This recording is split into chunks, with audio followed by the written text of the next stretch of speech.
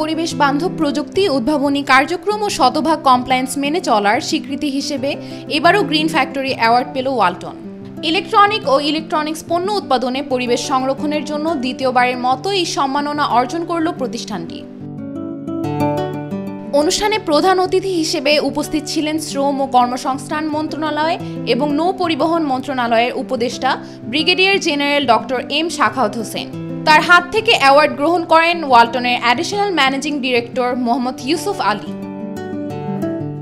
ওয়ালটনের কারখানায় রয়েছে 1 মেগাওয়াট ক্ষমতাসম্পন্ন দেশের সবচেয়ে বড় ফ্লোটিং সোলার প্লান্ট এবং রুফটপ সোলার প্রজেক্ট। পাশাপাশি মেটাল ও প্লাস্টিক রিসাইকেলেও নিয়েছে বিশেষ উদ্যোগ। উচ্চমানের প্রযুক্তিপণ্য উৎপাদনের পাশাপাশি পরিবেশ সুরক্ষায় ওয়ালটনের এই অঙ্গীকার এক অনুকরণীয় দৃষ্টান্ত। Sanjida Chaudhary, Daily Sun. For more updates, follow us on Facebook, subscribe our YouTube channel, get the latest update on www.daily-sun.com.